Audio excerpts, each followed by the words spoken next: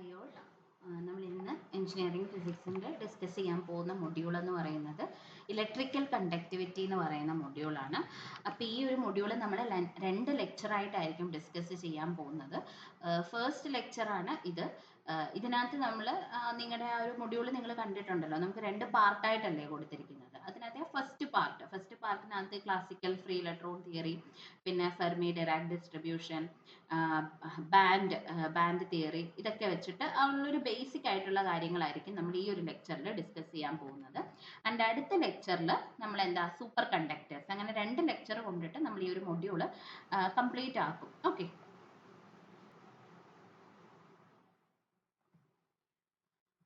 അപ്പം നമ്മുടെ ഫസ്റ്റ് മൊഡ്യൂളിൽ സ്റ്റാർട്ടിങ്ങിൽ നമുക്ക് ഫസ്റ്റ് ടോപ്പിക് എന്ന് പറയുന്നത് ക്ലാസിക്കൽ ഇലക്ട്രോൺ തിയറിയാണ്. ഓക്കെ, ക്ലാസിക്കൽ ഇലക്ട്രോൺ തിയറി എന്ന് പറഞ്ഞാൽ എന്താ? ക്ലാസിക്കൽ ഫ്രീ ഇലക്ട്രോൺ തിയറി എന്ന് പറഞ്ഞു കഴിഞ്ഞാൽ ക്ലാസിക്കൽ മെക്കാനിക്സിനെ അടിസ്ഥാനമാക്കിയിട്ട് ഉണ്ടാക്കിയ ഒരു തിയറിയാണ്.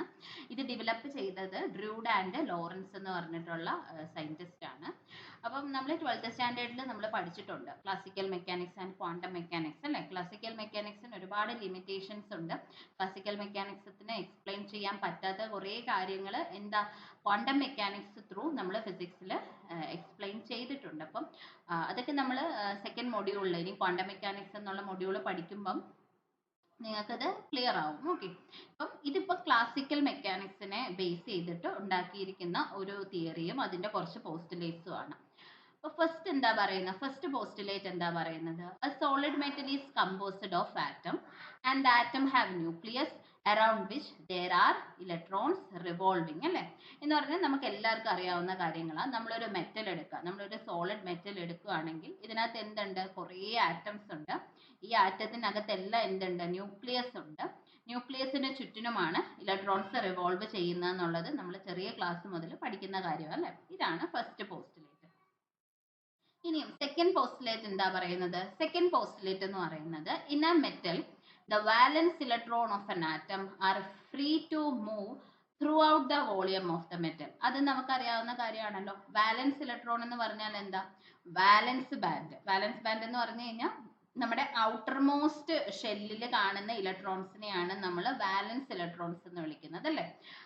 ഈ വാലൻസ് ഇലക്ട്രോൺസ് എപ്പോഴും എന്തായിരിക്കും? ഫ്രീ ആയിരിക്കും മൂവ് ചെയ്യാൻ. കാരണം എന്താ? ഇപ്പം നമുക്കറിയാം, നമ്മൾ 12th സ്റ്റാൻഡേർഡിലെല്ലാം പഠിച്ചിട്ടുണ്ട്, ഫിസിക്സിലും കെമിസ്ട്രിയിലും എല്ലാം നമ്മൾ പഠിച്ചിട്ടുണ്ട്. ഔട്ടർ മോസ്റ്റ് ഷെല്ലിലുള്ള ഇലക്ട്രോൺസ് എന്ത് ചെയ്തുകൊണ്ടിരിക്കും?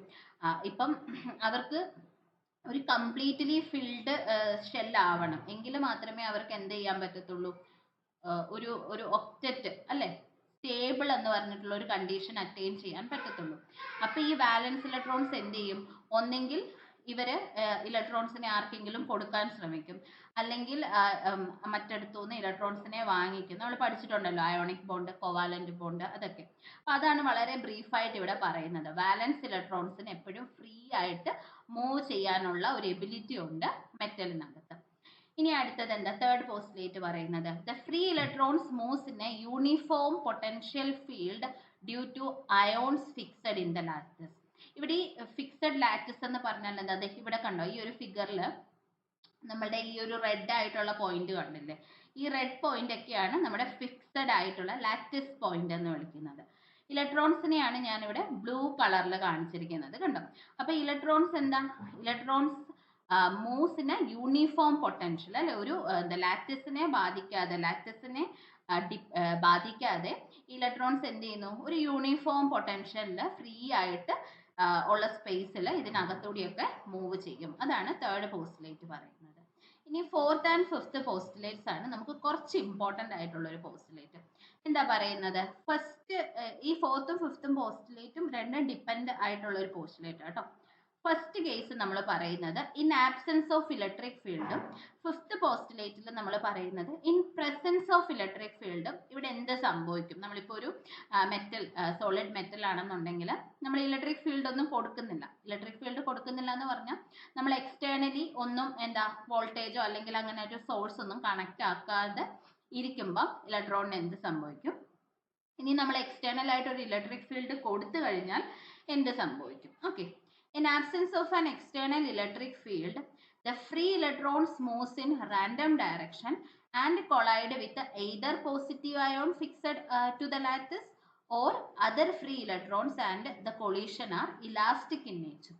എന്ന് പറഞ്ഞാൽ എന്താ, ഇപ്പൊ നമ്മള് ഒരു ഇലക്ട്രിക് ഫീൽഡ് കൊടുക്കുന്നില്ല, എക്സ്റ്റേണൽ ആയിട്ട് നമ്മൾ ഇവിടെ ഒന്നും കൊടുക്കുന്നില്ല. അപ്പൊ എന്താ ചെയ്യുക, ഇലക്ട്രോൺസിന് റാൻഡം ഡയറക്ഷനിൽ, അവർക്കൊരു റൂൾ ഇല്ല അല്ലെ, അവർക്ക് ഏത് ഡയറക്ഷനിൽ വേണമെങ്കിലും. ഇപ്പൊ നിങ്ങൾ കണ്ടില്ലേ, ഈ ഒരു ഫിഗറിനകത്ത് കാണാം, നമ്മുടെ ബ്ലൂ ആയിട്ട് കൊടുത്തിരിക്കുന്നതാണ് നമ്മുടെ ഇലക്ട്രോൺസ് അല്ലെ.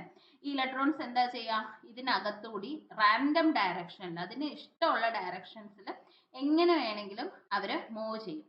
അപ്പൊ ഈ മൂവ്മെന്റ് ചെയ്യുന്ന സമയത്ത് നമുക്കറിയാലോ, ഇവരിങ്ങനെ മൂവ് ചെയ്തിട്ട് ഒന്നെങ്കിൽ ഇലക്ട്രോൺസിനെ ചെന്ന് കൊളൈഡ് ചെയ്യും, അല്ലെങ്കിൽ ഈ ഇലക്ട്രോൺ എന്ത് ചെയ്യും, നമ്മുടെ ലാറ്റിസ് പോയിന്റ് അല്ലെ, റെഡ് കളറിലുള്ള ആ ഒരു ലാറ്റിസ് പോയിന്റിനെ ചെന്ന് കൊളൈഡ് ചെയ്യാം. ഇവരിങ്ങനെ കൊളൈഡ് ചെയ്യും.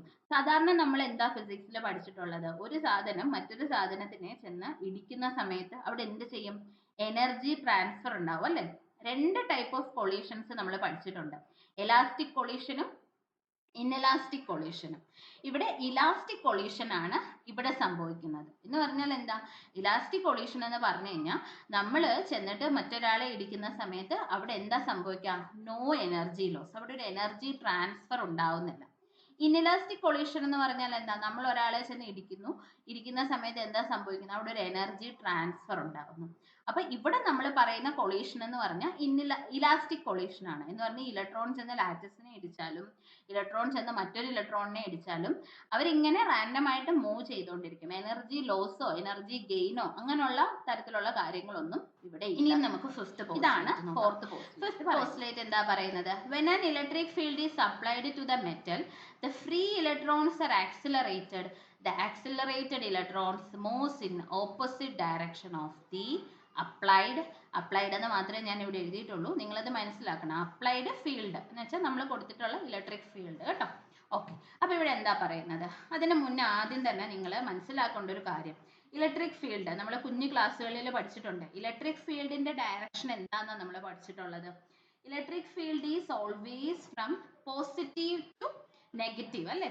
ഇലക്ട്രിക് ഫീൽഡിന്റെ ഡയറക്ഷൻ എന്ന് പറയുന്നത് പോസിറ്റീവ് ടു നെഗറ്റീവ് ആണ്. ഞാൻ വേണമെങ്കിൽ അത് ഇങ്ങോട്ടൊന്ന് എഴുതി വെക്കാം. ഇലക്ട്രിക് ഫീൽഡിന്റെ ഡയറക്ഷൻ എന്ന് പറയുന്നത് ഓൾവേസ് എന്താ, പോസിറ്റീവ് ടു നെഗറ്റീവ്. പോസിറ്റീവിൽ നിന്നും നെഗറ്റീവിലേക്കാണ് ഇലക്ട്രിക് ഫീൽഡ് പോകുന്നത്. ഓക്കെ, അപ്പൊ ഇവിടെ നമ്മൾ പറഞ്ഞ എന്താ, നമ്മൾ ഇതേ നോക്കിക്കേ, ഇതിപ്പം പൊട്ടൻഷ്യൽ ഒന്നും കണക്ട് ചെയ്തിട്ടില്ല അല്ലെ. ഇവിടെ ഫസ്റ്റ് ഫിഗർ നിങ്ങൾക്ക് കാണാൻ പറ്റും. ഒന്നാമത്തെ ഫിഗർ 1 എന്ന് ഞാൻ മാർക്ക് ചെയ്യാം. ഫസ്റ്റ് ഫിഗറിൽ നിങ്ങൾക്ക് കാണാൻ പറ്റും, ഇവിടെ നമ്മുടെ മെറ്റലിലേക്ക് അല്ലെങ്കിൽ നമ്മുടെ ഒരു സോളിഡ് മെറ്റലിലേക്ക് ഇവിടെ ഒന്നും ഇലക്ട്രിക് ഫീൽഡ് കൊടുത്തിട്ടില്ല. ഇലക്ട്രിക് ഫീൽഡ് കൊടുത്തിട്ടില്ല എന്ന് പറയുമ്പോൾ എന്താ സംഭവിക്കുന്നത്, ഇലക്ട്രോൺ റാൻഡം ഡയറക്ഷനിൽ പോകുന്നുണ്ട്, കൊളീഷൻ നടക്കുന്നുണ്ട്, അങ്ങനെയൊക്കെ ഒരുപാട് കാര്യങ്ങൾ അവിടെ സംഭവിക്കുന്നുണ്ട്. പക്ഷേ സെക്കൻഡ് ഫിഗറിൽ എന്താ കാണിക്കുന്നത്, സെക്കൻഡ് ഫിഗറിൽ വെൻ വി അപ്ലൈ ആ ഇലക്ട്രിക് ഫീൽഡ് അല്ലെ, നമ്മൾ എക്സ്റ്റേണലി ഒരു ഇലക്ട്രിക് ഫീൽഡ് അപ്ലൈ ചെയ്തു. അപ്പൊ ഇലക്ട്രിക് ഫീൽഡിന്റെ ഡയറക്ഷൻ എന്താണെന്ന് ഞാൻ ഇവിടെ എഴുതി വെച്ചിട്ടുണ്ട്. എന്താ, പോസിറ്റീവിൽ നിന്നും നെഗറ്റീവിലേക്ക് എന്ന് പറഞ്ഞാൽ ഈ ഡയറക്ഷനിലാണ് നമ്മുടെ ഇലക്ട്രിക് ഫീൽഡ് പോകുന്നത് അല്ലെ. പോസിറ്റീവ് ടു നെഗറ്റീവ് ആണ് നമ്മുടെ ഇലക്ട്രിക് ഫീൽഡിന്റെ ഡയറക്ഷൻ. അപ്പൊ എന്താണോ നമ്മുടെ ഇലക്ട്രിക് ഫീൽഡിന്റെ ഡയറക്ഷൻ അതിന് ഓപ്പോസിറ്റ് ആയിട്ടായിരിക്കും ആര് മൂവ് ചെയ്യുക, ഇലക്ട്രോൺ മൂവ് ചെയ്യുക. അപ്പൊ ഇലക്ട്രോണിന്റെ ഡയറക്ഷൻ എന്ന് പറയുന്നത് എന്താ, ഇലക്ട്രോണിന്റെ ഡയറക്ഷൻ എന്ന് പറയുന്നത് ഓപ്പോസിറ്റ്, ഇവിടുന്ന് ഇങ്ങോട്ടേക്കായിരിക്കും. അല്ലെങ്കിൽ തന്നെ നിങ്ങൾക്കറിയാം ഇലക്ട്രോൺ എന്ന് പറയുന്നത് എന്താ, ഒരു നെഗറ്റീവ്ലി ചാർജ്ഡ് ആണ് അല്ലെ. അപ്പം ഇലക്ട്രോൺ എല്ലാം എന്ത് ചെയ്യും, നമ്മൾ കൊടുത്തിട്ടുള്ള ഈ ഒരു പോസിറ്റീവ് പൊട്ടൻഷ്യലിലേക്ക് അട്രാക്ട് ചെയ്യും.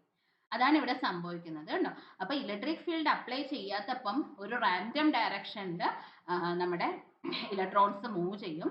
പക്ഷെ നമ്മൾ ഇലക്ട്രിക് ഫീൽഡ് അപ്ലൈ ചെയ്യുമ്പം ഇലക്ട്രോൺസ് ഒരു റാൻഡം ഡയറക്ഷനിൽ മൂവ് ചെയ്യത്തില്ല.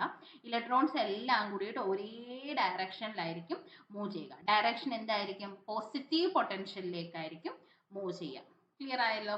ഓക്കെ, ഇനി അടുത്ത 3 പോസ്റ്റുലേറ്റ്സ്. അത് വളരെ ഇമ്പോർട്ടൻ്റ് ആയിട്ടുള്ള ഒരു പോസ്റ്റുലേറ്റ് അല്ല, എന്നാലും നമുക്കത് മനസ്സിലാക്കിയിരിക്കണം. The electron velocity in a metal obeys Maxwell's Boltzmann distribution of velocity. എന്താ മാക്സ്വെൽസ് ബോൾട്സ്മാൻ ഡിസ്ട്രിബ്യൂഷൻ എന്ന് പറയുന്നത്? ആദ്യം നമുക്ക് നോക്കാം എന്താ ഈ മാക്സ്വെൽ ബോൾട്സ്മാൻ ഡിസ്ട്രിബ്യൂഷൻ എന്ന് പറഞ്ഞാൽ. മാക്സ്വെൽ ബോൾട്സ്മാൻ പറയുന്നത് എന്ന് വെച്ചാൽ മാക്സ്വെൽസ് ബോൾട്സ്മാൻ ഡിസ്ട്രിബ്യൂഷൻ എന്ന് പറയുന്നത് മാക്രോസ്കോപ്പിക് പാർട്ടിക്കിൾസിന് വേണ്ടിയിട്ട് മാത്രം, ക്ലാസിക്കൽ പാർട്ടിക്കിൾസിന് വേണ്ടിയിട്ട് മാത്രം ഉള്ളൊരു തിയറിയാണ്. അതുപോലെ തന്നെ ക്വാണ്ടം പാർട്ടിക്കിൾസിൽ നമുക്കിത് അപ്ലൈ ചെയ്യാൻ പറ്റത്തില്ല. ഡിസ്റ്റിങ്യൂഷബിൾ പാർട്ടിക്കിൾസിൽ മാത്രമേ നമുക്കിത് അപ്ലൈ ചെയ്ത് കൊടുക്കാൻ പറ്റത്തുള്ളൂ. Maxwell Boltzmann distribution. Distinguishable particle എന്ന് ഞാൻ ഉദ്ദേശിക്കുന്നത് എന്താ, ഇപ്പം നമ്മളൊരു ടേബിളും ഒരു ടേബിളിന്റെ മുകളിൽ ഒരു ബുക്ക് അല്ലെങ്കിൽ ഒരു പെൻസിൽ ഇരിക്കുന്നു, നമുക്ക് ഡിസ്റ്റിങ്യൂഷ് ചെയ്യാൻ പറ്റുന്നുണ്ടല്ലോ, ടേബിൾ ആണെന്നും മറ്റേത് ബുക്ക് ആണെന്നും പെൻസിൽ ആണെന്നും നമുക്ക് ഡിസ്റ്റിങ്യൂഷ് ചെയ്യാൻ പറ്റുന്നുണ്ട് അല്ലേ. അപ്പൊ ഇങ്ങനെയുള്ള ഒരു ഡിസ്റ്റിങ്യൂഷബിൾ പാർട്ടിക്കിൾ ആയിരിക്കണം, മാക്രോ ആയിരിക്കണം, ക്വാണ്ടം പാർട്ടിക്കിൾസിൽ നമുക്ക് കൊടുക്കാൻ പറ്റത്തില്ല. അപ്പം ഇങ്ങനെയുള്ള ഒരു ഡിസ്ട്രിബ്യൂഷൻ ലോ ആണ് നമ്മുടെ മാക്സ്വെൽസ് ബോൾസ്മാൻ ഡിസ്ട്രിബ്യൂഷൻ ലോ എന്ന് പറയുന്നത്.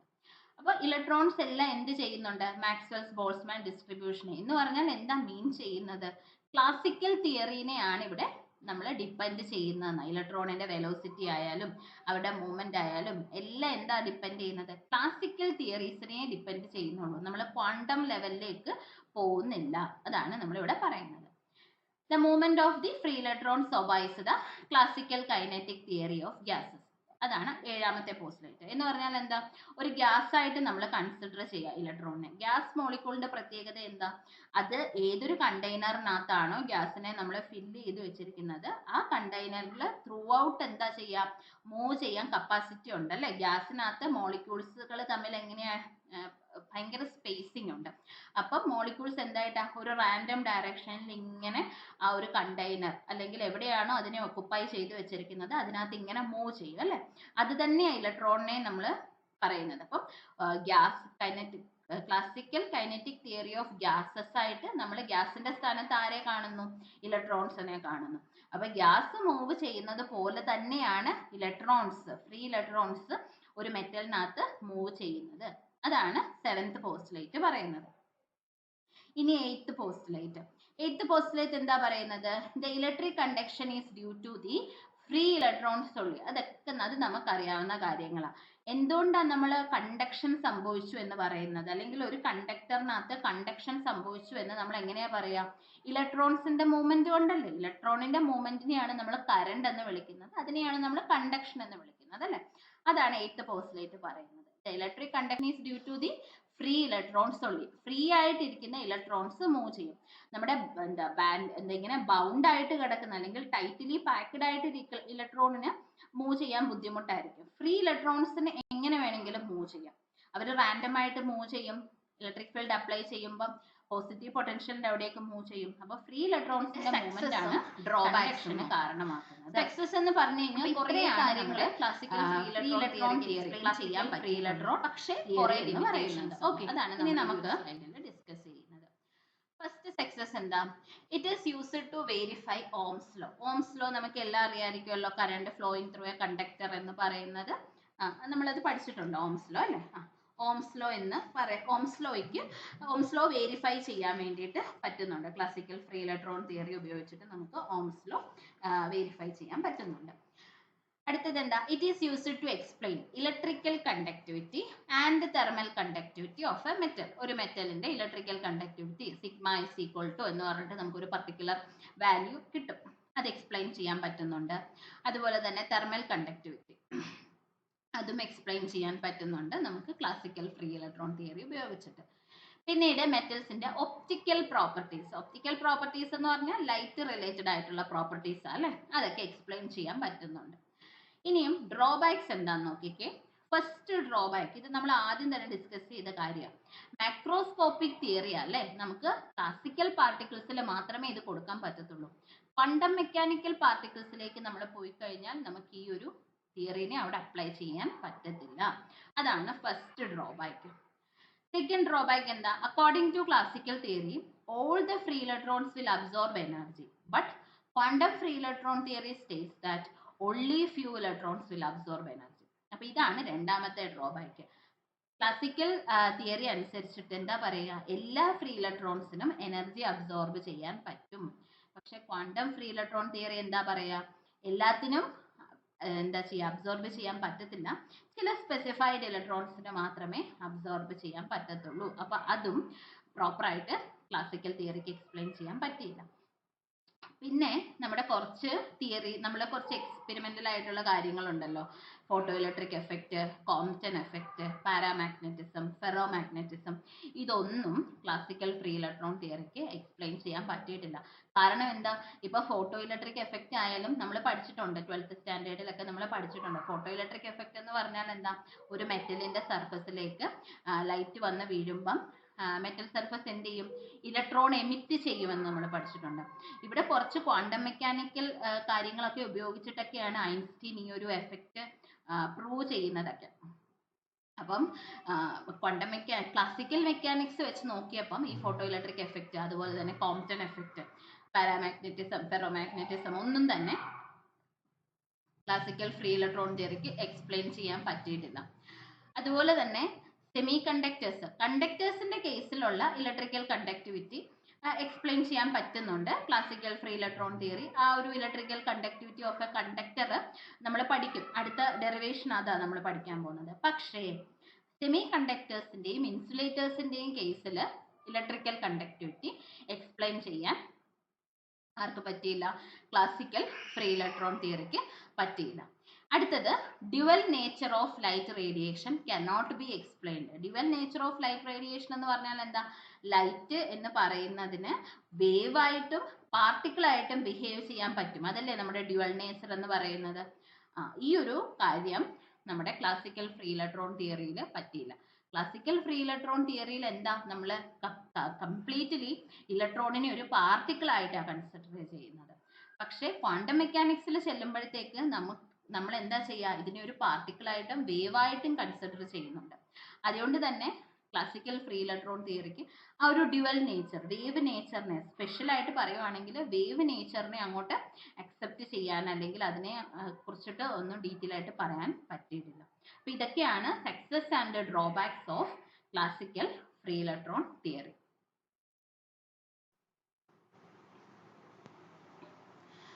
ഓക്കെ, ഇനി നമ്മൾ എക്സ്പ്ലെയിൻ ചെയ്യാൻ പോകുന്നത് electrical conductivity in metals. Metals എന്ന് നമുക്ക് എടുത്ത് പറയേണ്ട ആവശ്യമില്ല, കണ്ടക്ടേഴ്സ് പറയാം.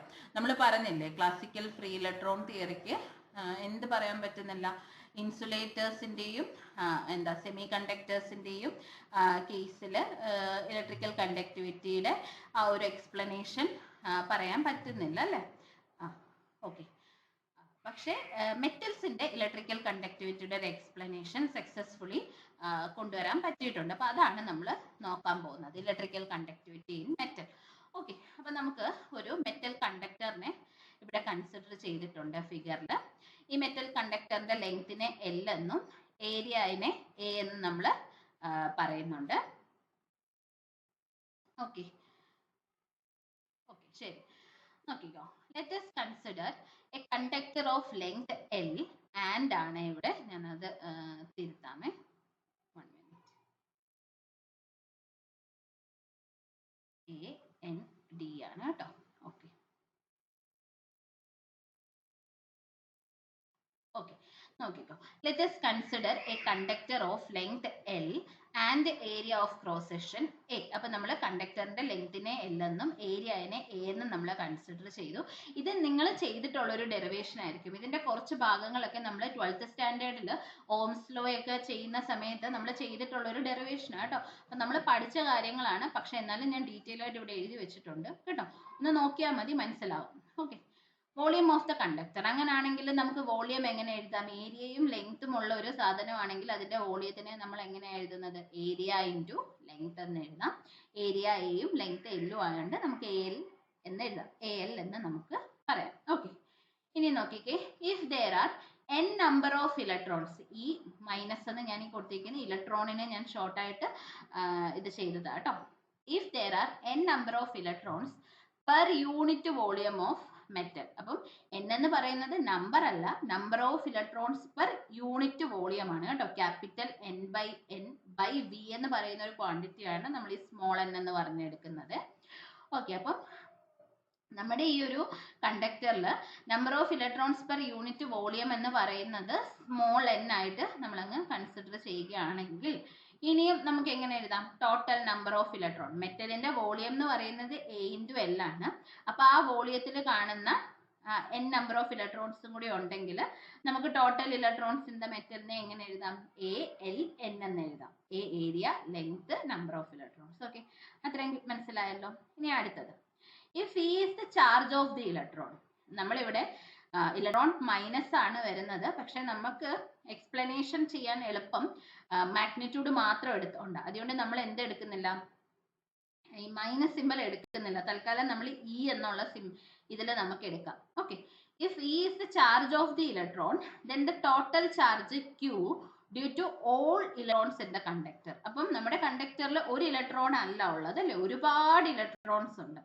അപ്പോൾ ഒരു ഇലക്ട്രോണിന്റെ ചാർജ് എന്ന് പറയുന്നത് ഇ ആണെങ്കിൽ നമുക്ക് എല്ലാ ഇലക്ട്രോൺസിന്റെയും കൂടിയിട്ടുള്ള ചാർജ് ക്യൂ എന്ന് എന്ത് പറയാം, total charge of all the electrons in the conductor Q is equal to പറയാം Ne ആണല്ലേ, N into E ആണ്. നമ്മൾ ക്വാണ്ടൈസേഷൻ കണ്ടീഷനകത്ത് പഠിച്ചിട്ടുണ്ട് 12th സ്റ്റാൻഡേർഡിലെ. Q is equal to number of electron into charge. I ആണ് നമ്മൾ പറയുന്നത്. പക്ഷെ ഇവിടെ നമുക്ക് I by ലെന്നിക്കകത്ത് ഉള്ളൊരു കണ്ടക്ടർ ആയതുകൊണ്ട് ഞാൻ എന്താ ടോട്ടൽ ചെയ്യാൻ പോകുന്നത് J എന്ന് നമുക്ക് സബ്സ്റ്റിറ്റ്യൂട്ട് ചെയ്യാം. ദേ കണ്ടോ, ഫിഫ്ത്ത് ഇക്വേഷൻ എന്തായിരുന്നു, J is equal to Ne VD. അപ്പൊ നമ്മൾ ഈ ഒരു VD അപ്പൊ നമുക്ക് എന്ത് ചെയ്യാം, ഈ കണ്ടുപിടിച്ച VDയുടെ ഫംഗ്ഷൻ നമ്മൾ എന്താ ചെയ്യാ, നമ്മുടെ അഞ്ചാമത്തെ ഇക്വേഷനിലേക്ക് കൊടുക്കുമ്പോൾ നമുക്ക് J is equal to Ne EM tau C എന്ന് നമുക്ക് കിട്ടി. ഇതിൽ നിന്ന് J is equal to നമുക്ക് എന്ത് എഴുതാം, 2 E ഉണ്ടല്ലോ, അപ്പൊ 2 E ആവുമ്പോൾ E square capital E by M into tau C.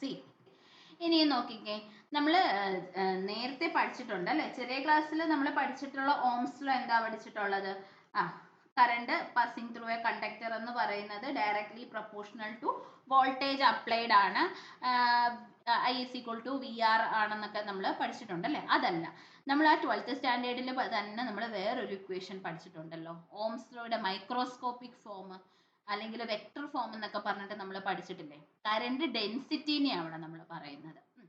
Current density J is equal to sigma E എന്ന് പറഞ്ഞിട്ട് നിങ്ങളൊരു ഇക്വേഷൻ പഠിച്ചിട്ടുണ്ട്. ചിലപ്പം മറന്നു പോയിട്ടുണ്ടെങ്കിൽ ഒന്ന് റിഫ്രഷ് ചെയ്ത് ഇപ്പോൾ ഒന്ന് ആലോചിച്ചാൽ മതി കേട്ടോ. ഓംസ് ലോ തന്നെയാണ്, പക്ഷെ ഓംസ് ലോന്റെ മൈക്രോസ്കോപ്പിക് ഫോം അല്ലെങ്കിൽ വെക്ടർ ഫോം എന്നൊക്കെ പറഞ്ഞിട്ട് നമ്മൾ പഠിച്ചതാ. J is equal to sigma E. അത് നമ്മൾ ഇങ്ങോട്ട് എഴുതി വെച്ചു. ഇനി നമ്മൾ എന്താ ചെയ്യുക, 11ഉം 12ഉം കൂടി കമ്പയർ ചെയ്യുന്നു. 11നകത്ത് ജെയ്ക്ക് നമുക്കൊരു സ്പെസിഫൈഡ് വാല്യൂ കിട്ടി, 12നകത്തും J is equal to sigma എന്ന് കിട്ടി. LHS രണ്ടും സെയിം ആണ്, അതുകൊണ്ട് RHS രണ്ടും കൂടി നമ്മൾ കമ്പയർ ചെയ്യുമ്പോൾ നമുക്ക് sigma E is equal to Ne square E by M tau C എന്ന് കിട്ടും. ഓക്കെ, ഇനി ഇതിൽ നിന്ന് നമുക്ക് എന്താ സിഗ്മ കണ്ടുപിടിക്കാം. ഇലക്ട്രിക്കൽ കണ്ടക്ടിവിറ്റി സിഗ്മ അല്ലേ, നമ്മൾ പഠിച്ചു. ഇലക്ട്രിക്കൽ കണ്ടക്ടിവിറ്റിനെയാണ് നമ്മൾ ഈ ഒരു സിമ്പൽ വെച്ചിട്ട് പറയുന്നത്, അല്ലെങ്കിൽ സിംപ്ലി നമുക്ക് കണ്ടക്ടിവിറ്റി എന്ന് പറയാം. അപ്പൊ റീഅറേഞ്ച് ചെയ്തേ, ഈ ക്യാപിറ്റൽ ഇനെയും കൂടെ താഴോട്ട് കൊണ്ടുവരുമ്പോൾ നമുക്ക് Ne square capital E tau C by M E കിട്ടും. ഈ നമുക്ക് കട്ട് ചെയ്ത് കളയാം. സോ ഫൈനലി നമുക്ക് electrical conductivity sigma is equal to Ne square tau C by M എന്ന് നമുക്ക് കിട്ടും. ഇനി നമുക്കറിയാം കണ്ടക്ടിവിറ്റിയും റെസിസ്റ്റിവിറ്റിയും, കണ്ടക്ടൻസും റെസിസ്റ്റൻസും നമ്മൾ 12th സ്റ്റാൻഡേർഡിൽ പഠിച്ചിട്ടുണ്ട്. കണ്ടക്ടൻസ് എന്ന് പറഞ്ഞാൽ എന്താ, കറണ്ടിനെ കണ്ടക്ട് ചെയ്യുന്ന കപ്പാസിറ്റി, അതാണ് കണ്ടക്ടിവിറ്റി. ഇനി റെസിസ്റ്റിവിറ്റി എന്ന് പറഞ്ഞാൽ എന്താ, കണ്ടക്ട് ചെയ്യാൻ പറ്റുന്നില്ല അല്ലെ, അതിനൊരു ഒപ്പോസിഷൻ, അതാണ് റെസിസ്റ്റിവിറ്റി. അപ്പൊ രണ്ടും ഓപ്പോസിറ്റ് ആയിട്ടുള്ള സാധനങ്ങളാണല്ലോ. അപ്പൊ നമുക്ക് എന്ത് എഴുതാം, കണ്ടക്ടിവിറ്റി എന്ന് പറയുന്നത് റെസിസ്റ്റിവിറ്റിയുടെ ഓപ്പോസിറ്റ് ആണ്. അതുകൊണ്ട് 1 by sigma is equal to resistivity അല്ലെ, റെസിപ്രോക്കൽ ഓഫ് കണ്ടക്ടിവിറ്റി ആണ് റെസിസ്റ്റിവിറ്റി. അപ്പൊ 1 by sigma is equal to resistivity rho എന്ന് നമുക്ക് എഴുതാം. നമുക്ക് റെസിസ്റ്റിവിറ്റിക്ക് ഒരു ഡെഫിനിഷൻ കിട്ടും, resistivity is equal to 1 by sigma is equal to, നമുക്ക് കിട്ടിയ സിഗ്മനെ നമ്മൾ നേരെ തിരിച്ചിടുന്നു. ഇത് നമുക്ക് ആവശ്യമില്ല, എന്നാലും നമ്മൾ ആ കൂട്ടത്തിൽ പഠിച്ച കൂട്ടത്തിൽ ഒന്ന് പഠിച്ചു പോവാം. ഇനി ആക്ച്വൽ ഇക്വേഷനിലേക്ക് നമുക്ക് വരാം. നമുക്ക് തന്നെ ഈ ഒരു ഫൈനൽ ഇക്വേഷനാണ് വേണ്ടത്, അപ്പൊ അതിലേക്ക് നമുക്ക് എത്താം. അപ്പൊ കണ്ടക്ടിവിറ്റിക്ക് ഇപ്പൊ നമുക്കൊരു ഇക്വേഷൻ കിട്ടി, sigma is equal to something എന്ന് പറഞ്ഞിട്ട് നമുക്ക് കിട്ടി. പക്ഷെ ഈ കണ്ടക്ടിവിറ്റിനെ നമുക്ക് മൊബിലിറ്റി വെച്ചിട്ട് പറയാം. മൊബിലിറ്റി എന്ന് പറഞ്ഞാൽ എന്താ, നമ്മൾ കൊടുക്കുന്ന ഇലക്ട്രിക് ഫീൽഡിനനുസരിച്ചിട്ട് നമ്മുടെ ഇലക്ട്രോൺ ആ ഒരു കണ്ടക്ടറിനകത്ത് എത്ര വെലോസിറ്റിയിൽ മൂവ് ചെയ്യുന്നു, ആ ഒരു മൂവ്മെന്റ് ആണ് അല്ലെ, അതിനെയാണ് നമ്മൾ മൊബിലിറ്റി എന്ന് വിളിക്കുന്നത്. അപ്പൊ mobility mu is equal to drift velocity by electric field ആണ്. അപ്പൊ ഡ്രിഫ്റ്റ് വെലോസിറ്റി അറിയാമല്ലോ, VD ആണെന്നറിയാം, ഇലക്ട്രിക് ഫീൽഡ് ക്യാപിറ്റൽ E ആണെന്നറിയാം. ഇനി നമുക്ക് നേരത്തെ നമ്മൾ ആ ഡിറൈവ് ചെയ്ത് വെച്ചെടുത്ത VDക്ക് ഒരു ഇക്വേഷൻ കണ്ടുപിടിച്ച് വെച്ചിട്ടുണ്ടായിരുന്നു കേട്ടോ. മറന്നു പോയിട്ടുണ്ടെങ്കിൽ ജസ്റ്റ് ഒന്ന് ബാക്കിലോട്ട് പോയിട്ട് നോക്കുക. VD ഇക്വേഷൻ എന്ന് പറഞ്ഞാൽ EE/m ഇൻറ്റു ടോ സി ആണ്. അത് നമ്മൾ ഇവിടോട്ട് സബ്സ്റ്റിറ്റ്യൂട്ട് ചെയ്തു. അങ്ങനെയാണെങ്കിൽ നമുക്ക് ഈ ക്യാപിറ്റൽ ഇയും മുകളിൽ കിടക്കുന്ന ക്യാപിറ്റൽ ഇയും കൂടി കട്ട് ചെയ്ത് കളയാം. അപ്പൊ EM/ടോ സി എന്ന് പറഞ്ഞിട്ട് നമുക്ക് കിട്ടും. ഓക്കെ, അപ്പം മ്യൂവിന് ഒരു ഇക്വേഷൻ കിട്ടി, സിഗ്മയ്ക്ക് ഒരു ഇക്വേഷൻ കിട്ടി. ഓക്കെ, അത് ഞാൻ ഇങ്ങോട്ട് എഴുതി വെച്ചിട്ടുണ്ട്. വി നോ ദാറ്റ് സിഗ്മ നമുക്ക് കഴിഞ്ഞ സ്ലൈഡിൽ ഇതിന്റെ തൊട്ട് മുൻപുള്ള സൈഡിൽ sigma is equal to NE²/m tau c എന്ന് പറഞ്ഞിട്ടുള്ള ഒരു ഇക്വേഷൻ കിട്ടി. ഇപ്പം നമുക്ക് mu mobility is equal to EM/ടോ സി എന്ന് പറഞ്ഞിട്ടുണ്ട്. രണ്ടും ഒന്ന് കമ്പയർ ചെയ്ത് നോക്കിക്കേ. നമുക്ക് സബ്സ്റ്റിറ്റ്യൂട്ട് ചെയ്യാമല്ലോ. ഇതിനകത്തുനിന്ന് നമുക്ക് എന്ത് ചെയ്യാം, എന്താണ്ട് NE/m കണ്ടോ, EM ടോ സി കണ്ടോ. ഇതിന്റെ ഒരു ഭാഗത്തേക്ക് നമുക്ക് എന്ത് കൊടുക്കാം, മ്യൂവിനെ സബ്സ്റ്റിറ്റ്യൂട്ട് ചെയ്ത് കൊടുക്കാമല്ലോ. അങ്ങനെയാണെങ്കിൽ നമുക്ക് sigma is equal to mu NE എന്ന് എഴുതാം. So this is the final expression for electrical conductivity. അപ്പൊ ഇലക്ട്രിക്കൽ കണ്ടക്ടിവിറ്റിന്റെ ഡെഫിനിഷൻ അല്ലെങ്കിൽ ആ ഒരു ഡെറിവേഷൻ ആണ് നമ്മൾ പഠിച്ചത്. ഇത് ഇമ്പോർട്ടന്റ് ഡെറിവേഷൻ ആണ്, നിങ്ങൾ പഠിച്ചോണം. എളുപ്പമാണ്, ഇതിനകത്തൊന്നുമില്ല, പുതിയതായിട്ടുള്ള ഒരു ടേം പോലും ഇതിനകത്ത് ഇൻക്ലൂഡ് ചെയ്തിട്ടില്ല. നമ്മൾ +1 +2 പഠിച്ച കാര്യങ്ങൾ മാത്രമേ ഇതിനകത്തുള്ളൂ കേട്ടോ. അപ്പൊ ഈ ഒരു ഫൈനൽ എക്സ്പ്രഷനിലേക്ക് നമ്മൾ എത്തുന്നു. മ്യൂ NE, മ്യൂ എന്ന് പറയുന്നത് എന്താ, mobility, N number of electrons per unit length, E charge of the electron. Okay, clear ആയല്ലോ. ചെയ്ത് നോക്കുക കേട്ടോ, ചെയ്ത് നോക്കുക. ഓക്കെ, ഇനി അടുത്തതാണ് ഫെർമി ഡിറാക് ഡിസ്ട്രിബ്യൂഷൻ. നമ്മുടെ ഈ ഒരു മൊഡ്യൂളിന്റെ ഏറ്റവും ഇമ്പോർട്ടൻ്റ് ആയിട്ടുള്ള കാര്യമാണ് ഫെർമി ഡിറാക് ഡിസ്ട്രിബ്യൂഷൻ. ഓക്കെ, ഈ ഫെർമി ഡിറാക് ഡിസ്ട്രിബ്യൂഷൻ എന്ന് പറയുന്നത് നമ്മുടെ സ്റ്റാറ്റിസ്റ്റിക്കൽ മെക്കാനിക്സിൽ ഒരു വലിയ ടോപ്പിക്കാണ്. പക്ഷെ നിങ്ങൾക്ക് അത്ര ഡെപ്ത് ആയിട്ട് പഠിക്കണ്ട. നിങ്ങൾക്ക് ഇവിടെ ഇപ്പം ഇലക്ട്രോൺസിന്റെ അറേഞ്ച്മെന്റ്, ഓരോ എനർജി ലെവൽസിൽ ഇലക്ട്രോൺസിന്റെ അറേഞ്ച്മെന്റ് എന്താണ് എന്നൊക്കെയുള്ള ഒരു എക്സ്പ്ലനേഷന് വേണ്ടിയിട്ട് മാത്രമാണ് നമ്മൾ ഈ ഒരു ഫെർമി ഡിറാക് ഡിസ്ട്രിബ്യൂഷനും കാര്യങ്ങളും ഒക്കെ നമ്മൾ ഇവിടെ പഠിക്കുന്നത് കേട്ടോ. അപ്പം നമുക്കറിയാം, നമ്മളിപ്പോൾ ഒരു മെറ്റൽ എടുക്കുക അല്ലെങ്കിൽ ഏതെങ്കിലും ഒരു സോളിഡ് മെറ്റീരിയൽ എടുക്കുകയാണെങ്കിൽ നമുക്കറിയാം ഒരുപാട് എനർജി ബാൻഡുകളുണ്ട് അല്ലേ. ഈ എനർജി ബാൻഡുകളിൽ നമുക്ക് ഒരുപാട് എനർജി ലെവലുകൾ കാണാൻ പറ്റും അല്ലേ. എനർജി ലെവൽസ് നമ്മൾ കെമിസ്ട്രിയിലൊക്കെ പഠിച്ചിട്ടില്ലേ, 1 2 3 4 എന്ന് പറഞ്ഞിട്ട് നമുക്ക് ഇങ്ങനെ ഒരുപാട് എനർജി ലെവൽസുകളുണ്ട് അല്ലേ. ഈ എനർജി ലെവലിൽ ഇലക്ട്രോൺസ് വരുന്നുണ്ട്, ground level, excited levels, number of electrons ഇവിടെ അക്കോമഡേറ്റ് ചെയ്യുന്നതിനൊക്കെ ഓരോരോ ലോ ഉണ്ട് അല്ലേ. ഈ ലോ ഏതിനെ ബേസ് ചെയ്തിട്ടാണ് നമ്മൾ ഈ ഇലക്ട്രോൺസിന്റെ ആ ഒരു ഒക്കുപ്പൻസി പറയാ, നമ്മൾ കെമിസ്ട്രിയിൽ പഠിച്ചിട്ടുണ്ട്, പോളീസ് എക്സ്ക്ലൂഷൻ പ്രിൻസിപ്പിൾ അല്ലേ. പോളീസ് എക്സ്ക്ലൂഷൻ പ്രിൻസിപ്പിൾ വെച്ചിട്ടാണ് ഏത് ലെവലിൽ എത്ര ഇലക്ട്രോൺസ് ഇരിക്കണം, ഇരിക്കുന്ന ഇലക്ട്രോണിന്റെ സ്പിൻ എങ്ങനെയാണ്, അങ്ങനെയൊക്കെയുള്ള കാര്യങ്ങൾ നമ്മൾ പഠിച്ചിട്ടുള്ളത് പോളീസ് എക്സ്ക്ലൂഷൻ പ്രിൻസിപ്പിൾ വെച്ചിട്ട് അല്ലേ. പോളീസ് എക്സ്ക്ലൂഷൻ പ്രിൻസിപ്പിൾ പറയുന്നത് എന്താ, ഇപ്പം ലോ ആയിട്ടുള്ള ഒരു എനർജി ലെവൽ ആണെന്നുണ്ടെങ്കിൽ മാക്സിമം ഇരിക്കാൻ പറ്റുന്ന ഇലക്ട്രോൺസ് എത്രയാ, 2 ഇലക്ട്രോൺസ് ആണ് അല്ലേ ഇരിക്കാൻ പറ്റുന്നത്. ഇനി ഈ 2 ഇലക്ട്രോൺസ് ആണ് മാക്സിമം അവിടെ ഇരിക്കാൻ പറ്റുന്നത്. ഈ ഇലക്ട്രോൺസിന്റെ സ്പിൻ എങ്ങനെയായിരിക്കണം, രണ്ടും ഒരേ സ്പിന്നുള്ള ഇലക്ട്രോൺസിന് വന്ന് ഇരിക്കാൻ പറ്റത്തില്ല. ഒരാള് സ്പിൻ അപ്പ് ആണെങ്കിൽ മറ്റേ ആള് സ്പിൻ ഡൗൺ ആയിരിക്കണം. ഒരിക്കലും നമുക്ക് ഒരു എനർജി ലെവലിൽ 2 ഇലക്ട്രോൺസിന് വിത്ത് സെയിം സ്പിൻ അല്ലെ, രണ്ടും സ്പിൻ അപ്പ് ആയിട്ടുള്ള ഇലക്ട്രോണോ അല്ലെങ്കിൽ 2 സ്പിൻ ഡൗൺ ആയിട്ടുള്ള ഇലക്ട്രോണിനോ ഓക്കുപ്പൈ ചെയ്യാൻ പറ്റത്തില്ല. അപ്പൊ ഇങ്ങനെയൊക്കെയുള്ള കുറച്ച് ലോസ് ഒക്കെ നമ്മളെ പോളീസ് എക്സ്ക്ലൂഷൻ പ്രിൻസിപ്പിളിൽ ചെറിയ ക്ലാസ്സിൽ പഠിച്ചിട്ടുണ്ട് അല്ലെ. അങ്ങനെയാണെങ്കിൽ ഫെർമി ഡിറാക് ഡിസ്ട്രിബ്യൂഷൻ എന്ന് പറഞ്ഞാൽ ഒരു പ്രോബബിലിറ്റി ഫംഗ്ഷനാണ്. ഫെർമി ഡിറാക് ഡിസ്ട്രിബ്യൂഷൻ എന്ന് പറയുന്നത് it is A probability function which explains about the occupancy of an electron in an energy level. ഒരു പർട്ടിക്കുലർ എനർജി ലെവലിൽ ഒരു ഇലക്ട്രോണിന് ഒക്കുപ്പൈ ചെയ്യാൻ പറ്റുന്ന പ്രോബബിലിറ്റി, ഇപ്പൊ 100% പ്രോബബിലിറ്റി അല്ലെങ്കിൽ 0% പ്രോബബിലിറ്റി അല്ലെങ്കിൽ 50% ഓഫ് പ്രോബബിലിറ്റി അങ്ങനെയൊക്കെ പറയത്തില്ലേ. അപ്പൊ ഒരു പ്രോബബിലിറ്റി ഫംഗ്ഷൻ ആണ് നമ്മുടെ ഫെർമി ഡിറാക് ഡിസ്ട്രിബ്യൂഷൻ ഫംഗ്ഷൻ എന്ന് പറയുന്ന FOF എന്ന് പറയുന്നത്. ക്ലിയർ ആയോ? അപ്പം ഫെർമി ഡിറാക് ഡിസ്ട്രിബ്യൂഷൻ എന്ന് പറയുന്നത് പോളീസ് എക്സ്ക്ലൂഷൻ പ്രിൻസിപ്പിൾ വെച്ചിട്ടാണ് ഇലക്ട്രോൺസ് ഒക്കുപ്പൈ ചെയ്യുന്നത്. ഓരോ ലെവലിൽ ആരൊക്കെ എത്ര പേര് എങ്ങനെയൊക്കെ ഇരിക്കണം എന്നൊക്കെ ഉള്ളത് പോളീസ് എക്സ്ക്ലൂഷൻ പ്രിൻസിപ്പിൾ ആണ് നോക്കുന്നത്. പക്ഷെ ഫെർമി ഡിറാക് ഡിസ്ട്രിബ്യൂഷൻ ഇവിടെ നമ്മൾ യൂസ് ചെയ്യുന്നത് എന്തിനാ, ഒരു പ്രോബബിലിറ്റി ഫംഗ്ഷൻ ആയിട്ടാണ്. ഒരു എനർജി ലെവലിൽ എത്ര ഇലക്ട്രോൺസ് ഒക്കുപ്പൈ ചെയ്യാൻ പറ്റും, അതിന്റെ പ്രോബബിലിറ്റി എത്രയാണ് എന്നുള്ള അത് പറയുന്ന ഒരു ഫംഗ്ഷൻ ആണ് നമ്മുടെ Fermi Dirac distribution function F of E എന്ന് പറയുന്നത്. ഓക്കെ, അങ്ങനെയാണെങ്കിൽ at a temperature T F of ഇന്റെ ഒരു എന്താ ബേസിക് ആയിട്ടുള്ളൊരു ഡെറിവേഷൻ എന്താ 1/1 plus E raise to E minus E F by K T. ഇനി ഇവിടെ ഓരോന്നും എന്താന്ന് നോക്കാം.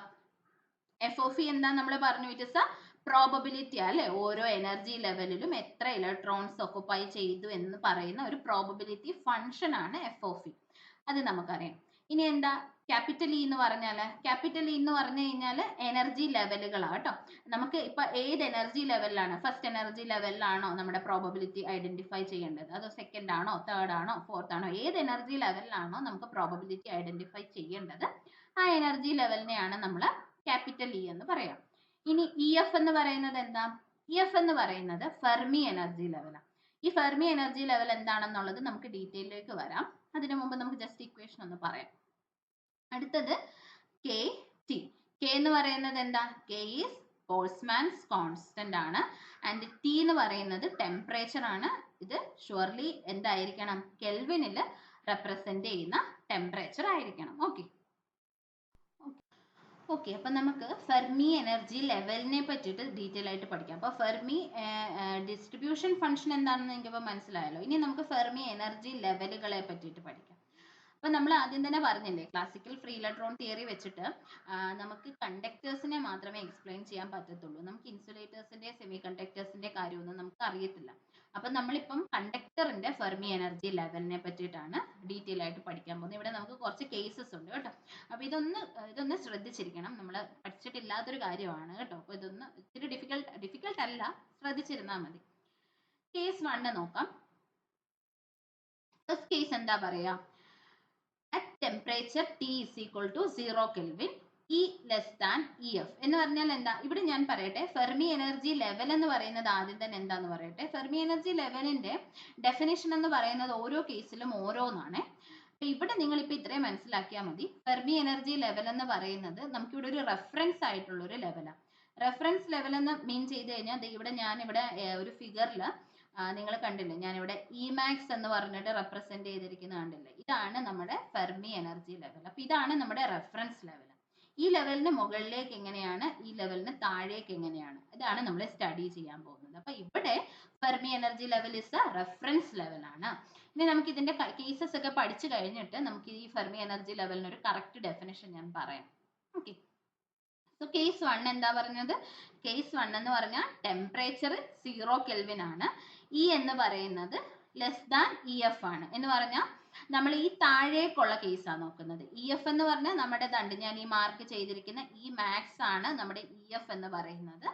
ഇ എഫിന് താഴേക്കുള്ള എനർജി ലെവൽ അല്ലേ, ഈ less than E F, E എഫിനെക്കാട്ടിലും ചെറിയ എനർജി ലെവൽസിനെ പറ്റിയിട്ടാണ് നമ്മൾ നോക്കാൻ പോകുന്നത്. Okay, so E less than E F എന്ന് പറഞ്ഞു കഴിഞ്ഞാൽ ഇ മൈനസ് ഇ എഫ് എന്താവും, ഈ ഒരു ചെറിയ വാല്യൂ, ഇ എഫ് ഒരു വലിയ വാല്യൂ അല്ലേ, അപ്പം ചെറുതെ മൈനസ് വലുത് അല്ലേ, സ്മോൾ മൈനസ് ബിഗർ നമ്പർ ചെയ്ത് കഴിഞ്ഞാൽ എപ്പോഴും എന്തായിരിക്കും, 1 മൈനസ് 2 ചെയ്ത് കഴിഞ്ഞാൽ നമുക്ക് എന്താ കിട്ടുക, -1 അല്ലേ കിട്ടുക. അത് തന്നെ ഇ മൈനസ് ഇ എഫ് എന്ന് പറയുന്നത് ഒരു നെഗറ്റീവ് വാല്യൂ ആയിരിക്കും നമുക്ക് കിട്ടുന്നത്. ഇനി ഈ ഇ മൈനസ് ഇ എഫിന്റെ വാല്യൂനെ നമുക്ക് നമ്മുടെ ഫെർമി ഡിറാക് ഡിസ്ട്രിബ്യൂഷൻ ഇക്വേഷനിലേക്ക് കൊടുക്കാലോ. നിങ്ങൾ ആ ഇക്വേഷൻ ഒന്ന് നോക്കണം കേട്ടോ. എന്താ ഇക്വേഷൻ പറയുന്നത്, 1/1 പ്ലസ് ഇ റേസ് ടു എന്താ, ഇവിടെ നോക്കിയാൽ മതി. നിങ്ങൾക്ക് ആ ഇക്വേഷൻ മറന്നു പോയിട്ടുണ്ടെങ്കിൽ സ്ലൈഡ് ബാക്കിലോട്ട് എടുത്തിട്ട് ആ ഇക്വേഷൻ ഒന്ന് നോക്കിയാൽ മതി കേട്ടോ. നമ്മൾ ഇ മൈനസ് ഇ എഫിന്റെ വാല്യൂ സബ്സ്റ്റിറ്റ്യൂട്ട് ചെയ്ത് കൊടുക്കുമ്പോൾ നമുക്ക് മനസ്സിലായി ഇ മൈനസ് ഇ എഫ് എന്ന് പറഞ്ഞാൽ എന്താ, ഇറ്റ്സ് എ നെഗറ്റീവ് വാല്യൂ ആണ് ബൈ കെ ടി. ഇനി എന്താ, നമ്മൾ ആദ്യം തന്നെ കേസ് തുടങ്ങിയപ്പോൾ പറഞ്ഞു T is equal to 0 kelvin ആണ് അല്ലേ. അപ്പൊ നമുക്ക് ഈ കെ ടിയുടെ അവിടെ എന്ത് കൊടുക്കാം, K into T 0, K into 0. K into 0 എന്ന് പറഞ്ഞാൽ എന്താ, 0. അപ്പൊ നമുക്ക് എന്ത് എഴുതാം, F of E is equal to 1/1 plus E raise to minus ഒരു negative value by 0 is equal to എന്തെഴുതാം, 1/1 പ്ലസ് ഇ റേസ് ടു ഒരു നെഗറ്റീവ് വാല്യൂ അല്ലേ, ഒരു നെഗറ്റീവ് വാല്യൂ ബൈ 0 എന്ന് പറഞ്ഞാൽ എന്തായിരിക്കും, E raise to something negative by 0 എന്ന് പറഞ്ഞു കഴിഞ്ഞാൽ അതിന്റെ അർത്ഥം എന്താ, E raise to minus infinity എന്നാ പറയുന്നത് അല്ലേ, E raise to minus infinity. So E raise to ഇനി നമ്മൾ ഈ ഒരു ഫൈനൽ ആൻസറിലേക്ക് എത്തി എങ്ങനെയാണെന്ന് നിങ്ങൾ ഈ സൈഡിൽ ഞാൻ എഴുതിയിരിക്കുന്നതെന്ന് നോക്കിയാൽ മതി. ഇ റേസ് ടു മൈനസ് ഇൻഫിനിറ്റിനെ നമുക്ക് എങ്ങനെ എഴുതാം? ഇ റേസ് ടു മൈനസ് എക്സിനെ നമുക്ക് 1/e റേസ് ടു എക്സ് എന്ന് എഴുതാമല്ലോ. അതേപോലെ ഇ റേസ് ടു മൈനസ് ഇൻഫിനിറ്റിനെ നമുക്ക് 1/e റേസ് ടു ഇൻഫിനിറ്റി എന്ന് എഴുതാം. ഓക്കെ, ഇനിയും ഇ റേസ് ടു ഇൻഫിനിറ്റി എന്താ? ഇ റേസ് ടു ഇൻഫിനിറ്റി എന്ന് പറയുന്നത് ഇൻഫിനിറ്റി ആണ്. സോ 1/ഇൻഫിനിറ്റി ആക്കാം. 1/ഇൻഫിനിറ്റി എന്ന് പറഞ്ഞാൽ നമുക്കറിയാം 0 ആണ്. സോ ആ ഒരു വാല്യൂ നമുക്ക് ഇവിടെ സബ്സ്റ്റിറ്റ്യൂട്ട് ചെയ്ത് കൊടുക്കാം. അപ്പൊ ഇ റേസ് ടു മൈനസ് ഇൻഫിനിറ്റിയുടെ വാല്യൂ എന്താ നമുക്ക് കിട്ടിയത്? 0 എന്ന് കിട്ടി. അപ്പൊ ഞാനത് സബ്സ്റ്റിറ്റ്യൂട്ട് ചെയ്ത് കൊടുത്തു. അങ്ങനെയാണ് F of E equal to എന്ത് കിട്ടും? 1/1 + 0 വിച്ച് ഇസ് ഈക്വൽ ടു 1 എന്ന് കിട്ടി. ക്ലിയർ ആയോ? അപ്പൊ ഇവിടെ എന്താ മനസ്സിലായോ നിങ്ങൾക്ക്? എന്താ നമ്മളിവിടെ പറഞ്ഞത്? Fermi Dirac distribution function for an energy level which is lesser than Fermi level. Fermi ലെവലിന്റെ താഴെ കിടക്കുന്ന എന്ന് പറഞ്ഞാൽ താഴെ കിടക്കുന്ന എനർജി ഇതാണ്, സെന്ററിലുള്ളതാണ് നമ്മുടെ ഫെർമി എനർജി ലെവൽ എന്ന് പറയുന്നത്. ഫെർമി എനർജി ലെവലിന് മുകളിലേക്കും എനർജി ലെവൽസ് ഉണ്ട്, ഫെർമി എനർജി ലെവലിന്റെ താഴേക്കും എനർജി ലെവൽസ് ഉണ്ട്. അപ്പൊ ഫെർമി എനർജി ലെവൽസിന്റെ താഴേക്കുള്ള എനർജി ലെവൽസിനെയാണ് നമ്മൾ കൺസിഡർ ചെയ്തത് അല്ലെ. ഇ എന്ന് പറയുന്നത് ഇ എഫിനെക്കാട്ടിലും ചെറുതാണ് എന്ന് പറഞ്ഞാൽ താഴേക്കുള്ള എനർജി ലെവൽസ് ആണ്. അപ്പൊ ഇവിടെ നിന്ന് നമുക്ക് എന്താ കിട്ടിയേ?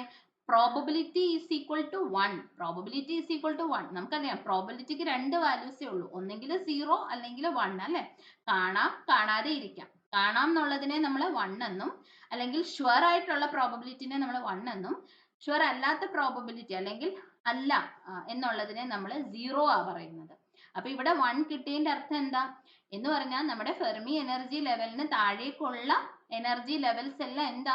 ഒക്കുപ്പൈഡ് ആണ് അല്ലെ. 100% ഒക്കുപ്പൻസി എന്ന് പറഞ്ഞാൽ താഴോട്ടുള്ള എനർജി ലെവൽസ് എല്ലാം എന്താണ്? കംപ്ലീറ്റ്ലി ഫിൽഡ് ആയിട്ടുള്ള എനർജി ലെവൽ ആണ്. അപ്പൊ ഇവിടെ ഞാൻ പറഞ്ഞല്ലേ, നമ്മൾ ഈ ഒരു ഡെറിവേഷൻ ചെയ്തതിന് ശേഷം നമുക്ക് ലാസ്റ്റിൽ പറയാം എന്താ Fermi energy level. In this case Fermi energy level is the highest energy level അല്ലെ. ഏറ്റവും ഹയസ്റ്റ് ആയിട്ടുള്ള എനർജി ലെവൽ ആണ് ഫെർമി എനർജി ലെവൽ. ഇതിന് മുകളിലേക്ക് എന്തില്ല? ഇലക്ട്രോൺസ് ഇല്ല. ഇതിന് താഴേക്കാണ് ഇലക്ട്രോൺസ് ഉള്ളത്. അപ്പൊ ഇലക്ട്രോണിന് അറ്റൈൻ ചെയ്യാൻ പറ്റുന്ന ഹയസ്റ്റ് എനർജി ലെവൽ ആണ് നമ്മുടെ Fermi energy level.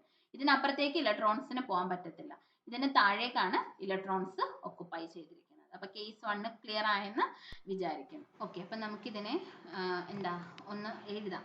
That is corresponds to 100% probability എന്ന് പറഞ്ഞാൽ നമ്മുടെ ഫെർമി എനർജി ലെവൽ അല്ലെങ്കിൽ ഈ മാക്സ് അല്ലെങ്കിൽ ഈ എഫിന് താഴേക്ക് നോക്കുവാണെങ്കിൽ നമുക്ക് കംപ്ലീറ്റ്ലി ഫിൽഡ് ആയിട്ടുള്ള എനർജി ലെവൽസും, ഈ എഫിന് മുകളിലേക്ക് നോക്കുവാണെങ്കിൽ നമുക്ക് ഫിൽഡ് അല്ലാത്ത എനർജി ലെവൽസും ആയിരിക്കും കാണാൻ പറ്റുന്നത്. അതാണ് കേസ് 1 എന്ന് പറയുന്നത്.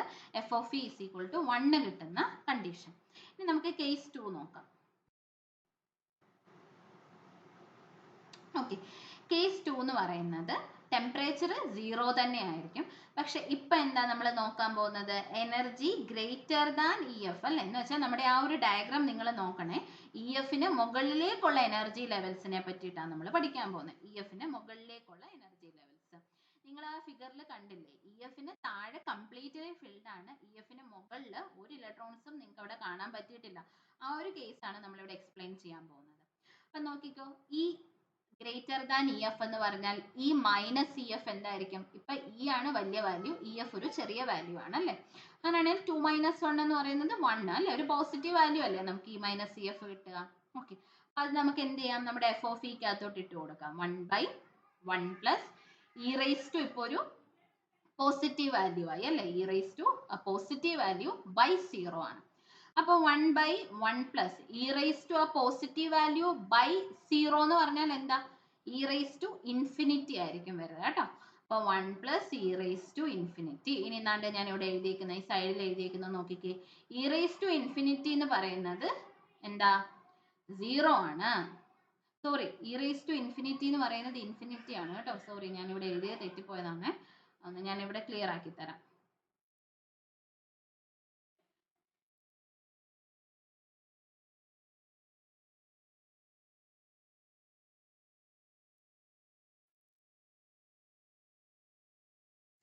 E raised to infinity is infinity. So 1 plus infinity എന്ന് പറയുന്നത് എഗെയിൻ ഇൻഫിനിറ്റി. സോ നമുക്ക് എന്ത് കിട്ടും? 1/infinity. കണ്ടോ, ഈ വാല്യൂസ് 1/infinity എന്ന് കിട്ടും, വിച്ച് ഇസ് ഈക്വൽ ടു 0 എന്ന് നമുക്ക് കിട്ടി. ഇനി നോക്കിക്കേ, അപ്പൊ നമുക്ക് എന്താ ഇവിടെ കിട്ടിയത്? നമ്മുടെ Fermi Dirac distribution function F of E is equal to എന്താന്നാ കിട്ടിയത്? F of E is equal to 0 എന്നാണ് നമുക്ക് കിട്ടിയത്. അതിന്റെ അർത്ഥം എന്താ? നിങ്ങൾ ആ ഒരു ഫിഗർ നോക്കിക്കഴിഞ്ഞാൽ നിങ്ങൾക്ക് മനസ്സിലാവും. എഫ് ഓഫ് ഇക്ക് മുകളിലേക്ക് അല്ലെ, നമ്മുടെ ഫെർമി എനർജി ലെവലിന് മുകളിലേക്കുള്ള എനർജി ലെവൽസ് ആണെങ്കിൽ ടി ഇസ് ഈക്വൽ ടു 0 ടെമ്പറേച്ചറിലാണ്, നമ്മുടെ മെറ്റീരിയലിന്റെ ടെമ്പറേച്ചർ 0 കെൽവിനിൽ ഇരിക്കുന്ന സമയത്ത് മുകളിലേക്കുള്ള എനർജി ലെവൽസ് എല്ലാം അൺഒക്കുപ്പൈഡും ഫെർമി ലെവലിന് താഴേക്കുള്ള എനർജി ലെവൽസ് എല്ലാം ഒക്കുപ്പൈഡും ആയിരിക്കും. That is Fermi energy level is the highest energy level that an electron can occupy. Case 3 എന്ന് പറഞ്ഞാൽ occupy ചെയ്യാൻ പറ്റില്ല. highest energy level എന്ന് പറയുന്നത് higher energy level ഈക്വൽ ആവുന്ന കേസിൽ രണ്ടിന്റെയും എനർജി ഈക്വൽ ആവുന്ന കേസിൽ at t is equal to 0 ആയിട്ടുള്ള ഒരു സ്പേസ്. അപ്പോൾ ടെമ്പറേച്ചറിന് ഇവിടെ വ്യത്യാസം വന്നിട്ടില്ല. കണ്ടോ, ടെമ്പറേച്ചറിന് വ്യത്യാസം വന്നിട്ടില്ല, പക്ഷേ നമ്മുടെ ഫെർമി എനർജി ലെവലിന്റെ എനർജിയും മറ്റേ എനർജി ലെവലിന്റെ എനർജിയും സെയിം ആണ്. E is equal to EF. അപ്പൊ നോക്കിക്കേ, E is equal to EF ആവുന്ന സമയത്ത് E minus EF എന്ന് പറഞ്ഞാൽ എന്താവും? 0 അല്ലേ? രണ്ടും സെയിം എനർജി ആണെങ്കിൽ 1 minus 1 is equal to 0 അല്ലേ? അപ്പൊ E minus EF is equal to 0 കിട്ടും. ഇത് നമ്മൾ ഇക്വേഷനിലേക്ക് സബ്സ്റ്റിറ്റ്യൂട്ട് ചെയ്യുക. അപ്പൊ 1/1 plus E raised to 0 by KT. Okay, നമുക്കറിയാം E എന്താ? 0 അല്ലേ?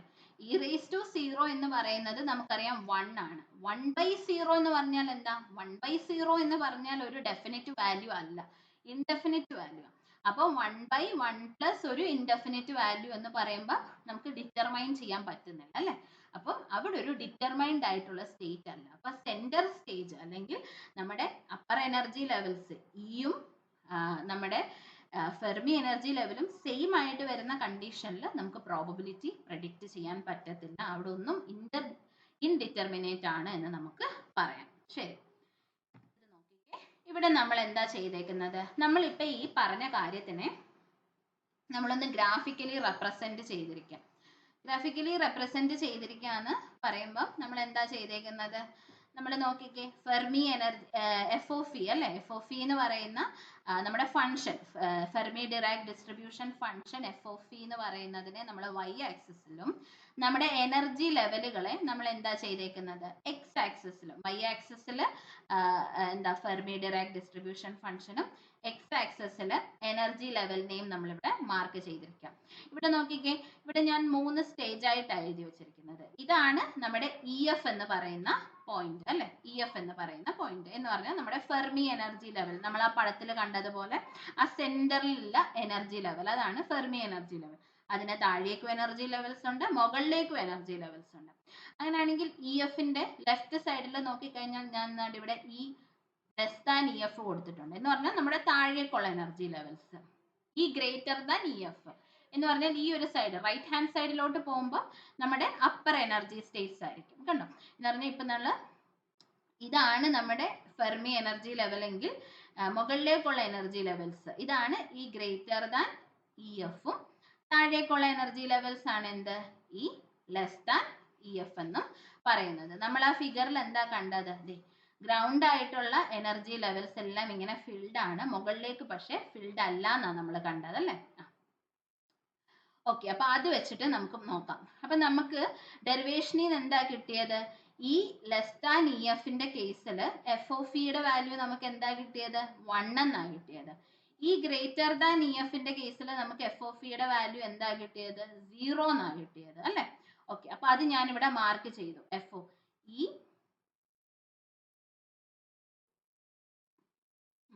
E less than EF. കണ്ടോ, EF ഈ ഒരു പോയിന്റിൽ നമുക്ക് എന്ത് കിട്ടി? 1 എന്ന് കിട്ടി. അപ്പൊ ഇതിനെ രണ്ടിനെയും കൂടെ മാർക്ക് ചെയ്യുമ്പോൾ നമുക്ക് ഇങ്ങനെ കിട്ടി.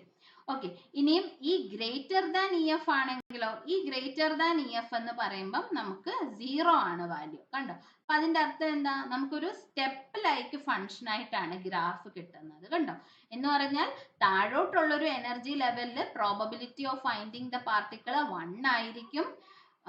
നമുക്ക് EF വരെ പാർട്ടിക്കിൾസിനെ ഫൈൻഡ് ഔട്ട് ചെയ്യാൻ പറ്റത്തുള്ളൂ. കണ്ടോ, ഇവിടെ മാത്രമേ നമുക്ക് പാർട്ടിക്കിൾസിനെ ഫൗണ്ട് ഔട്ട് ചെയ്യാൻ പറ്റത്തുള്ളൂ. EF കഴിഞ്ഞ് നമ്മൾ മുകളിലേക്ക് പോവുക. അതേ കണ്ടോ, ഇങ്ങനെയായിരിക്കും ഗ്രാഫ് ഇരിക്കുന്നത്. E ലെസ് ദാൻ EF നമുക്ക് ഇതേ കണ്ടോ കോൺസ്റ്റന്റ് ആയിട്ട് ഇങ്ങനെ നിൽക്കുക. നമുക്ക് പാർട്ടിക്കിൾസിനെ കാണാൻ പറ്റും. EF വരെയാണ് നമുക്ക് മാക്സിമം പാർട്ടിക്കിളിനെ കാണാൻ പറ്റുന്നത്. EF കഴിഞ്ഞാൽ എന്താ, നമ്മുടെ പാർട്ടിക്കിളിനെ നമുക്ക് കാണാൻ പറ്റത്തില്ല. 0 പ്രോബബിലിറ്റി ആയിരിക്കും. കണ്ടോ, ഇത് കണ്ടോ, ഒരു സ്റ്റെപ്പ് ലൈക്ക് ഫംഗ്ഷൻ അല്ലേ ഇത്, കണ്ടോ. അപ്പൊ ഇതാണ് നമ്മളുടെ Fermi Dirac distribution at temperature is equal to 0 കെൽവിനിൽ പറയുന്നത്. അപ്പൊ ഈ ഒരു ഗ്രാഫ് ഇമ്പോർട്ടന്റ് ആണ് കേട്ടോ. ഇനി അടുത്തത് നമുക്ക് എന്താ നോക്കിക്കോ, ടെമ്പറേച്ചർ ഇൻക്രീസ് ചെയ്യുന്നു എന്നുള്ള കണ്ടീഷൻ മനസ്സിലിങ്ങനെ അസ്യൂം ചെയ്യണം. നമ്മളൊരു മെറ്റൽ എടുക്കുന്നു, നമ്മൾ മെറ്റൽ എടുത്തിട്ട് അതിന്റെ ടെമ്പറേച്ചർ എന്ന് പറയുന്നത് 0 കെൽവിനിൽ ഇങ്ങനെ ഇരിക്കുകയാണ്. ആ ഒരു കേസാണ് നമ്മൾ ഇത്രയും നേരം പറഞ്ഞത്. ഇനി നമ്മൾ എന്താ ചെയ്യുക, പതുക്കെ ആ മെറ്റലിന്റെ ടെമ്പറേച്ചറിനെ കൂട്ടി കൂട്ടി കൂട്ടി കൂട്ടി കൊടുക്കുന്നു. ഗ്രേറ്റർ ദാൻ 0 കെൽവിൻ ആവുന്നു. എന്താ സംഭവിക്കുക, നമ്മളൊരു സാധനം, ഒരു മെറ്റൽ കണ്ടക്ടർ അല്ലെങ്കിൽ മെറ്റലിനെ നമ്മൾ എടുത്തിട്ട് ടെമ്പറേച്ചർ കൂട്ടുമ്പോൾ നിങ്ങൾക്ക് അറിയാവുന്ന കാര്യമാണല്ലോ, എന്ത് ചെയ്യും, നമ്മുടെ ഗ്രൗണ്ട് എനർജി സ്റ്റേറ്റ്സിൽ ഇരിക്കുന്ന ഇലക്ട്രോൺസിന് ഒരു തെർമൽ എനർജി കിട്ടും. അവരെന്ത് ചെയ്യും, എക്സൈറ്റ് ചെയ്യാൻ തുടങ്ങും അല്ലെ, ഹയർ എനർജി ലെവൽസിലേക്ക് എക്സൈറ്റ് ചെയ്യാൻ തുടങ്ങും.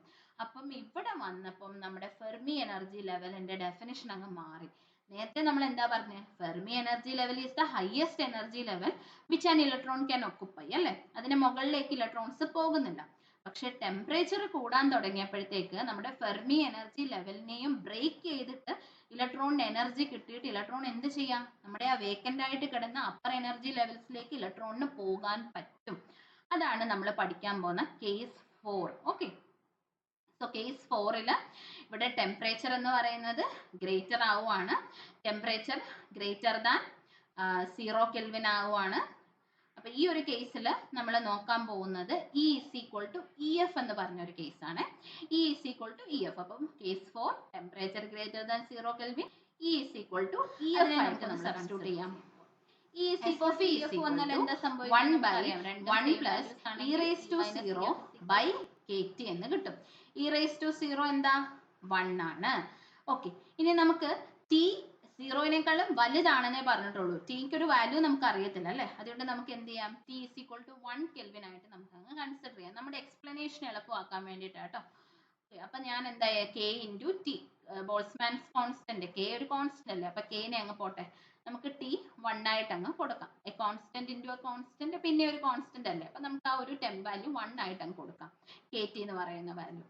അപ്പം e raised to 0 1 ആണ്, 1 by 1 എന്ന് പറയുന്നത് again 1 ആണ്. അപ്പൊ നമുക്ക് എന്ത് കിട്ടും, 1 by 1 plus 1 which is equal to 1 by 2. 1 by 2 എന്ന് പറഞ്ഞാൽ എന്താ, 0.5 അല്ലെ, ഹാഫ് അല്ലെ, എന്ന് പറഞ്ഞാൽ എന്താ, what happens to the probability here, Fermi-Dirac distribution function എന്ന് പറഞ്ഞാൽ നമ്മുടെ പ്രോബബിലിറ്റി എന്തായി, 50% ആയി അല്ലെ, 50% of probability of electron at a Fermi level. അപ്പം ഇലക്ട്രോൺസ് പതുക്കെ പതുക്കെ ജമ്പ് ചെയ്ത് മുകളിലേക്ക് പോയി അല്ലെ. നേരത്തെ ഫെർമി എനർജി ലെവലിൽ 1 അല്ലെങ്കിൽ അതിന് മുകളിലേക്ക് 0, താഴേക്ക് 1 എന്നൊരു പ്രോബബിലിറ്റി ആയിരുന്നു. പക്ഷെ ഇപ്പൊ അത് മാറി അല്ലെ. ഫെർമി എനർജി ലെവലിൽ ഇപ്പോൾ ഒരു 50% നമുക്കൊരു പ്രോബബിലിറ്റി പറയാൻ പറ്റുന്നുള്ളൂ. ബാക്കി എവിടാ, ബാക്കി താഴെയായിട്ടും ഫെർമി എനർജി ലെവലിന്റെ മുകളിലായിട്ടും ഇലക്ട്രോൺസ് കാണാൻ പറ്റും അല്ലെ. അവർക്ക് എക്സൈറ്റേഷൻ സംഭവിക്കാം. ലോവർ എനർജി ലെവൽസിൽ നിന്നും പതുക്കെ പതുക്കെ എക്സൈറ്റ് ചെയ്ത് ഫെർമി എനർജി ലെവലിലും അതിന്റെ മുകളിലുള്ള എനർജി ലെവൽസിലേക്കും നമ്മുടെ ഇലക്ട്രോൺസ് ഇപ്പം പോവുക അല്ലെ. അപ്പൊ ഇവിടെ ഫെർമി എനർജി ലെവലിന്റെ ഡെഫിനിഷൻ മാറുക. Fermi energy level is not the upper energy level. Fermi energy ലെവലിന് മുകളിലോട്ട് വേറെ എനർജി ലെവൽസിൽ ഇലക്ട്രോൺസ് ഒക്കെ ഓക്കുപ്പൈ ചെയ്യുന്നുണ്ട്. അതുകൊണ്ട് ഇപ്പൊ ഫെർമി എനർജി ലെവൽ അല്ല നമ്മുടെ അപ്പർ. ഓക്കെ, ഇവിടെ നോക്കിക്കേ, ഇതെന്താ, നമ്മള് ടെമ്പറേച്ചർ 0 കെൽവിനിൽ കൂടുന്ന കേസിലെ ഗ്രാഫാണ് ഇവിടെ വരച്ചിരിക്കുന്നത്. ഇവിടെ എന്താ സംഭവിച്ചത് കണ്ടോ, ഡിക്രീസ് ചെയ്യുന്നത് നിങ്ങൾക്ക് കാണാം. ആദ്യം നമുക്ക് എന്തായിരുന്നു, ഒരു സ്റ്റെപ്പ് ലൈക്ക് ഫംഗ്ഷൻ ആയിരുന്നു അല്ലെ. At T is equal to 0 എന്ന് പറയുന്ന സമയത്ത് നമുക്കിതൊരു എന്താ ഒരു സ്റ്റെപ്പ് ലൈക്ക് ഫംഗ്ഷനാണ്. നിങ്ങൾക്ക് ഇവിടെ കാണാൻ പറ്റും, ഇതൊരു സ്റ്റെപ്പ് ലൈക്ക് ഫംഗ്ഷൻ ആയിട്ടാണ് നമ്മൾ വരച്ചിരിക്കുന്നത്. കമ്പാരിസൺ ഗ്രാഫ് ആയിട്ടാണ് ഇത് കൊടുത്തിരിക്കുന്നത് കേട്ടോ, ഒന്ന് നോക്കണേ. അതേ കണ്ടോ, സ്റ്റെപ്പ് ലൈക്ക് ആയിട്ടാണ് കൊടുത്തിരിക്കുന്നത്. പക്ഷെ വെൻ ടെമ്പറേച്ചർ കൂടാൻ ശ്രമിക്കുമ്പോഴത്തേന് എന്താവും, ദേ കണ്ടോ, കുറയും, കുറഞ്ഞു കുറഞ്ഞു കുറഞ്ഞ് ദേ കണ്ടോ 0.5 എന്നുള്ളൊരു പോയിന്റിലേക്ക് വരും. 0.5 എന്ന് പറഞ്ഞാൽ, അല്ലെങ്കിൽ അവിടെയാണ് നമുക്ക് 50% പ്രോബിലിറ്റി കാണാൻ പറ്റുന്നത്. അത് കഴിയുമ്പോൾ ദേ കണ്ടോ പ്രോബിലിറ്റി കുറയുവാണ്. അപ്പം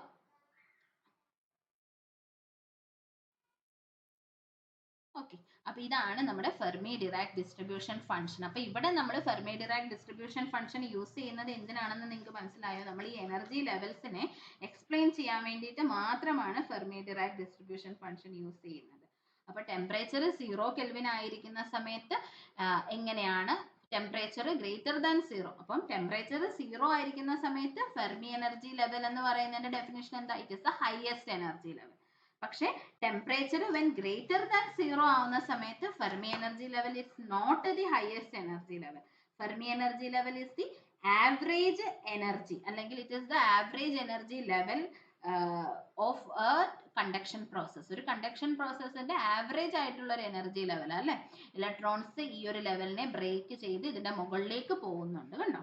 ഓക്കെ, അപ്പൊ ഇതായിരുന്നു. നിങ്ങൾക്ക് മനസ്സിലാവും ഇതൊരു ഇച്ചിരി ഡിഫിക്കൽട്ട് ആയിട്ടുള്ള ഒരു പോർഷൻ ഒന്നും അല്ല. നമ്മൾ പഠിച്ചിട്ടുള്ള കോമൺ സെൻസ് ഉപയോഗിച്ച് നമുക്ക് ഈ ഒരു ലെക്ചറിന്റെ ലാസ്റ്റ് ടോപ്പിക്കിലേക്ക് പോകാം. Classification of solids on the basis of energy band theory. നമ്മൾ പഠിച്ചിട്ടുണ്ട് മെറ്റീരിയൽസിനെ നമുക്ക് മൂന്നായിട്ട് ക്ലാസിഫൈ ചെയ്യാം: കണ്ടക്ടേഴ്സ്, ഇൻസുലേറ്റേഴ്സ്, സെമി കണ്ടക്ടേഴ്സ് അല്ലേ.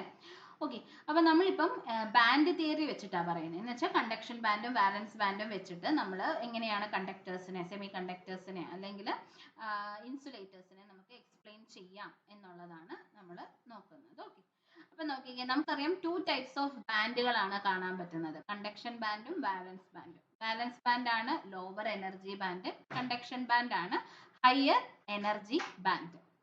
ഓക്കെ, അപ്പം ഇവിടെ എങ്ങനെയാ നോക്കിക്കേ. ഇൻസുലേറ്റേഴ്സ് കാണുമ്പോൾ തന്നെ നിങ്ങൾക്ക് അറിയാം ഇവരുടെ ആ ഒരു ബാൻഡ് ഗ്യാപ്പ് എന്ന് പറഞ്ഞാൽ എന്താ? ബാലൻസ് ബാൻഡിന്റെയും കണ്ടക്ഷൻ ബാൻഡിന്റെയും ഇടയ്ക്കുള്ള ഒരു സ്പേസ് അല്ലെ, അതിനെ നമ്മൾ ബാൻഡ് ഗ്യാപ്പ് അല്ലെങ്കിൽ ഫോർബിഡൻ എനർജി ഗ്യാപ്പ് എന്നൊക്കെ നമ്മൾ പറയും.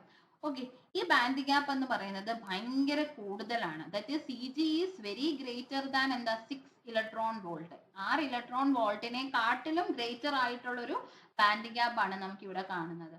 അതുകൊണ്ട് തന്നെ സ്യൂട്ടബിൾ കണ്ടീഷൻസ് കൊടുത്താൽ പോലും വാലൻസ് ബാൻഡിൽ നിന്നും കണ്ടക്ഷൻ ബാൻഡിലേക്ക് ഇലക്ട്രോൺസിന് ജമ്പ് ചെയ്ത് പോകാൻ പറ്റത്തില്ല. അതുകൊണ്ട് തന്നെ ഇവർ എന്ത് ചെയ്യത്തില്ല? കണ്ടക്ട് ചെയ്യത്തില്ല. നമ്മൾ എപ്പോഴാണ് ഒരു സാധനം കണ്ടക്ട് ചെയ്യുന്നു എന്ന് പറയുന്നത്? വാലൻസ് ബാൻഡിൽ നിന്നും കണ്ടക്ഷൻ ബാൻഡിലേക്ക് ഇലക്ട്രോൺസിന്റെ മൂവ്മെന്റിനെയാണ് നമ്മൾ കണ്ടക്ഷൻ എന്ന് വിളിക്കുന്നത് അല്ലെ. ഇവിടെ അത് പോസിബിൾ അല്ല. ഇനി നമ്മളൊരു സ്യൂട്ടബിൾ ടെമ്പറേച്ചർ കൊടുക്കുക, അല്ലെങ്കിൽ നമ്മൾ ഇതിന്റെ ഒരു പ്ലാസ്റ്റിക് ആണെന്ന് വെച്ചോ, പ്ലാസ്റ്റിക്കിന്റെ ടെമ്പറേച്ചറിനെ കൂട്ടി കൊടുത്തു. ഇലക്ട്രോൺസ് ആ ഒരു തെർമൽ എനർജി അക്വയർ ചെയ്ത് ജമ്പ് ചെയ്യട്ടെ എന്ന് വിചാരിച്ചിട്ട് നമ്മൾ കൊടുത്താൽ ചെയ്യുമോ? ഇല്ല. എന്താ സംഭവിക്കുക? പ്ലാസ്റ്റിക്കിന് ഡീഫോം ആയിപ്പോവും അല്ലെ, അതിന്റെ ഫോം തന്നെ മാറിപ്പോവും. അതുകൊണ്ട് ടെമ്പറേച്ചർ നമ്മളൊരു സ്യൂട്ടബിൾ കണ്ടീഷൻസ് കൊടുത്താലും കണ്ടക്ട് ചെയ്യാൻ പറ്റാത്തവരെയാണ് നമ്മൾ ഇൻസുലേറ്റേഴ്സ് എന്ന് വിളിക്കുക. ഇനി അടുത്ത സെമി കണ്ടക്ടർ നോക്കിക്കേ. സെമി കണ്ടക്ടർ എന്ന് പറഞ്ഞാൽ എന്താ? സെമി കണ്ടക്ടർ എന്ന് പറഞ്ഞു കഴിഞ്ഞാൽ ഇവരുടെ ഇടയിലുള്ള ആ ഒരു ബാൻഡ് ഗ്യാപ്പ് എന്ന് പറയുന്നത് ചെറുതാണ് ആസ് കമ്പയർഡ് ടു ഇൻസുലേറ്റർ. പക്ഷേ കണ്ടക്ടേഴ്സിനെ വെച്ചിട്ട് നോക്കുമ്പോൾ കൂടുതലുമാണ്. അപ്പോൾ ഒരു സ്യൂട്ടബിൾ കണ്ടീഷൻ നമ്മൾ കൊടുക്കുവാണെങ്കിൽ ഇവർ കണ്ടക്ട് ചെയ്യും, ഇല്ല വെച്ചാൽ ഇവർ കണ്ടക്ട് ചെയ്യത്തില്ല. അപ്പം നോക്കിക്കോ, ഇവിടെ വാലൻസ് ബാൻഡിൽ നിന്നും കണ്ടക്ഷൻ ബാൻഡിലേക്ക് പോകാനുള്ള ഗ്യാപ്പ് വളരെ കുറവാണ്. അപ്പം നമ്മൾ പതുക്കെ ടെമ്പറേച്ചർ ഒക്കെ കൂട്ടി കൊടുക്കുവാണെങ്കിൽ ഇലക്ട്രോൺസ് എന്ത് ചെയ്യും? എനർജി അക്വയർ ചെയ്തിട്ട് ജമ്പ് ചെയ്ത് മുകളിലേക്കൊക്കെ പോകാൻ പറ്റും. അതാണ് സെമി കണ്ടക്ടേഴ്സ്. വേണമെങ്കിൽ കണ്ടക്ട് ചെയ്യാം, ഇല്ല വെച്ചാൽ കണ്ടക്ട് ചെയ്യത്തില്ല. ഇനി അടുത്തത് കണ്ടക്ടേഴ്സ്. കണ്ടക്ടേഴ്സിന്റെ കേസിൽ നോക്കിക്കേ, കണ്ടക്ഷൻ ബാൻഡും വാലൻസ് ബാൻഡും ഓവർലാപ്പ് ചെയ്തിരിക്കുകയാണ്. അതുകൊണ്ട് തന്നെ ഇവർക്ക് പ്രത്യേകിച്ച് സ്യൂട്ടബിൾ കണ്ടീഷൻസോ അല്ലെങ്കിൽ അങ്ങനെ എക്സ്റ്റേണൽ കാര്യങ്ങൾ കൊടുക്കേണ്ട ആവശ്യമില്ല. ഓവർലാപ്പ് ചെയ്തിരിക്കുന്നത് കൊണ്ട് തന്നെ വാലൻസ് ബാൻഡിൽ നിന്ന് കണ്ടക്ഷൻ ബാൻഡിലേക്ക് പോകാൻ എളുപ്പമാണ് അല്ലെ. അവരതുകൊണ്ട് നല്ല കണ്ടക്ടേഴ്സ് ആണ്. എക്സ്പ്ലെയിൻ കണ്ടക്ടേഴ്സ് അല്ലെങ്കിൽ കണ്ടക്ടേഴ്സ് ചെയ്യുന്നു എന്നുള്ള ഫോർബിഡൻ എനർജി ഗ്യാപ്പ് എന്ന് പറയുന്നത് ഗ്രേറ്റർ ദാൻ 6 ഇലക്ട്രോൺ വോൾട്ട് ആയിരിക്കും. സെമി കണ്ടക്ടേഴ്സ് 2 ടൈപ്സ് ആണ് നമ്മൾ കൂടുതലും പഠിക്കാറുള്ളത്: സിലിക്കണും ജെർമേനിയവും അല്ലെ. സിലിക്കൺ ആണെങ്കിൽ എനർജി ഗ്യാപ്പ് 1.1 ഇലക്ട്രോൺ വോൾട്ട് ആണ്. ജെർമേനിയം ആണെങ്കിൽ ആ എനർജി ഗ്യാപ്പ് എന്ന് പറയുന്നത് 0.7 ഇലക്ട്രോൺ വോൾട്ട് ആണ്. കണ്ടക്ടേഴ്സിന്റെ കേസിൽ ഓവർലാപ്പ് ചെയ്തിരിക്കുന്നത് കൊണ്ട് തന്നെ ഗ്യാപ്പ് ഇല്ല, നോ ഫോർബിഡൻ ഗ്യാപ്പ്. ഇനി നിങ്ങൾ ഫിഗർ നോക്കിയാൽ മനസ്സിലാവും. ഇൻസുലേറ്റേഴ്സിന്റെ കേസിൽ കണ്ടക്ഷൻ ബാൻഡ് എങ്ങനെയാ? എംപ്റ്റി ആയിട്ടായിരിക്കുന്നത് അല്ലെ.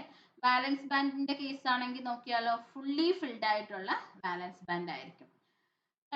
സെമി കണ്ടക്ടേഴ്സ് നോക്കിയാലോ. കണ്ടക്ഷൻ ബാൻഡ് നമുക്ക് എം ടി എന്ന് പറയാം. എപ്പം കണ്ടക്ഷൻ നമ്മളിപ്പോൾ ടെമ്പറേച്ചർ ഒന്നും കൂട്ടി കൊടുക്കുന്നില്ല, വെറുതെ ഇങ്ങനെ സെമി കണ്ടക്ടർ ആയിട്ടിരിക്കുന്ന സമയത്ത് എം ടി ആയിരിക്കും കണ്ടക്ഷൻ ബാൻഡ്.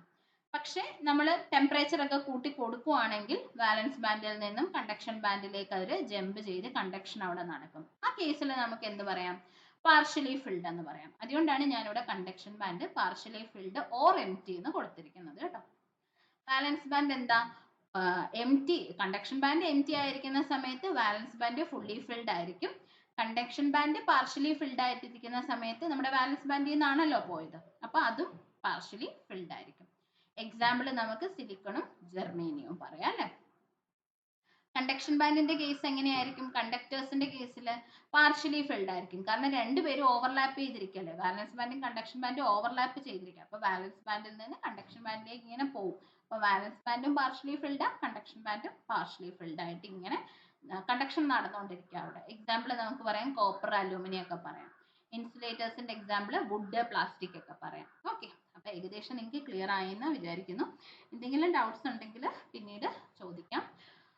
ഓക്കെ, അപ്പം നമ്മുടെ ഫസ്റ്റ് മൊഡ്യൂളിന്റെ എന്താ പറയാ ലെക്ചർ, ആ ഒരു ഫസ്റ്റ് പാർട്ട് ലെക്ചർ കഴിഞ്ഞു.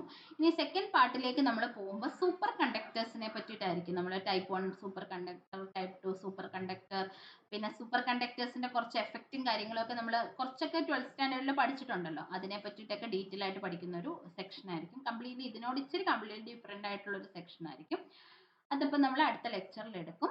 ഓക്കെ, അപ്പം നന്നായിട്ട് നോക്കുക കേട്ടോ. നമ്മളിപ്പം ഇത് കുറച്ചും കൂടി ഇതിനകത്ത് ഡെറിവേഷനും തിയറിയും ഫിഗേഴ്സും ഒക്കെ വരുന്നൊരു ഇതാണ്. അപ്പം നന്നായിട്ട് നോക്കുക. ഈ തന്നിരിക്കുന്ന കാര്യങ്ങൾ മാത്രം നിങ്ങൾ നന്നായിട്ട് പഠിച്ചാൽ മതി, നിങ്ങൾക്ക് എക്സാമിന് യൂസ്ഫുൾ ആവും.